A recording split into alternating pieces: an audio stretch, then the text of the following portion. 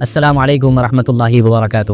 میرے پیارے دوستو، اسلام کیا چیز ہے اور ہم نے اسلام کو کیا سمجھ رکھا ہے؟ اسلام سے متعلق حضرت مولانا خلیل الرحمن صاحب سجاد نعمانی دامت برکاتہم نے بہت ہی قیمتی باتیں بتلائی ہے۔ میری آپ سے گزارش ہے کہ آپ حضرت کی اس بیان کو مکمل سنیے۔ اگر کسی مسلمان مرد یا عورت سے پوچھا جائے کہ اسلام میں کتنے فرائض ہیں، کن کاموں کو اسلام فرض قرار دیتا ہے، تو اکثر جواب یہی ملتا ہے کہ اسلام میں 4 فرائض ہیں: نماز، روزہ، زکوٰۃ اور حج۔ اور یہیں سے اس بات کا دکھ کے ساتھ پتہ چلتا ہے کہ 99% شاید مسلمان یا زیادہ تر مسلمان اسلام کو سمجھتے نہیں ہیں۔ بہت دکھ کے ساتھ میں یہ بات کہہ رہا ہوں، نہیں اچھا لگ رہا ہے کہ میں اتنی سخت بات کہوں۔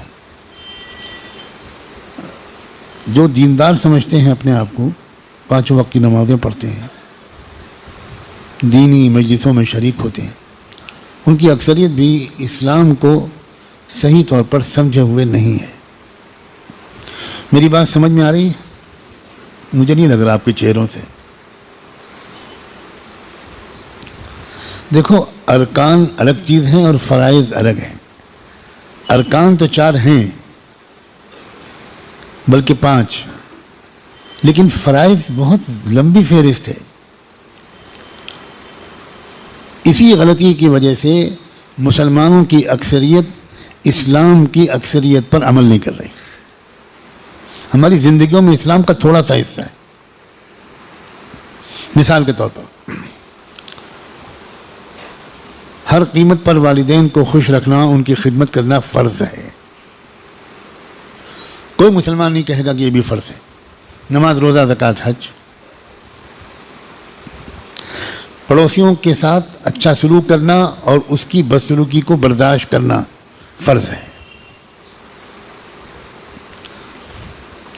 اپنے گھر و مکان کو صاف رکھنا، گھر کے سامنے والے حصے کو بھی صاف رکھنا، یہ بھی فرض ہے۔ کبھی سنا ہے آپ نے؟ ہاتھ اٹھائیں جو لوگ انہوں نے پہلے کبھی سنا ہو۔ 50 سال سے نماز پڑھ رہے ہیں لیکن گھر کا کچرا باہر ڈال رہے ہیں۔ یہ نہیں معلوم کہ ہم ایک فرض توڑ رہے ہیں، فرض، نفل واجب نہیں۔